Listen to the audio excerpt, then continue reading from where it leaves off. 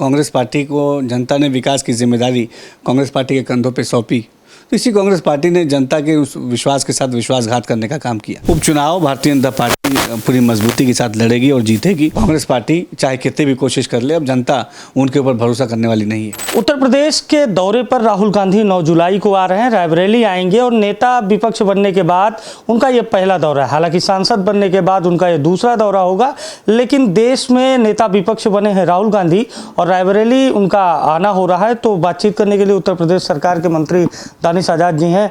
दूसरी बार वो रायबरेली आ रहे हैं और नेता विपक्ष बनने के बाद पहली बार। कहा जा रहा है कि यूपी में कांग्रेस खोई हुई सियासी जमीन को तलाश रही है और राहुल गांधी इसलिए यूपी पर लगातार फोकस कर रहे हैं।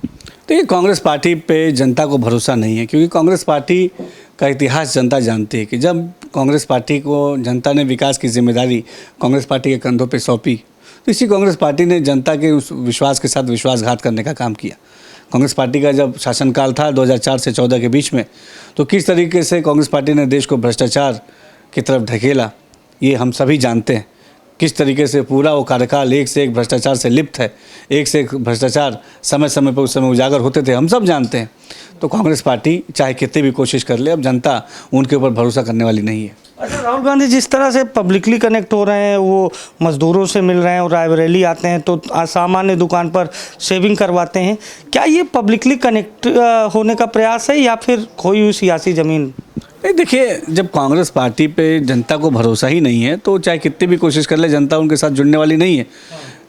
जनता ने हमें जनप्रतिनिधि इसलिए चुना है ताकि हम जनता से जुड़े मुद्दों को हल करें, और निश्चित तौर पे जब जो भी जनता से जुड़े मुद्दों के लिए काम करेगा, जनता उस पर विश्वास करेगी। कांग्रेस पार्टी ने कभी ऐसा नहीं किया, इसलिए कांग्रेस पार्टी पे जनता को कतई भरोसा नहीं। दो आखिरी सवाल हैं। एक तो अमेठी, राहुल गांधी जब सांसद थे तब वो बहुत कम अमेठी से कनेक्ट रहे, सोनिया गांधी भी बहुत कम रायबरेली आई, लेकिन अब अचानक से बार बार रायबरेली आना और उनके परिवार के लोगों का रायबरेली अमेठी में डेरा डालना किस ओर इशारा करता है? देखिए, ये सब केवल और केवल जो है राजनीति से प्रेरित है। अमेठी कभी उनके विकास का एजेंडा नहीं रहा, रायबरेली भी कभी उनके विकास का एजेंडा नहीं रहा कांग्रेस पार्टी के।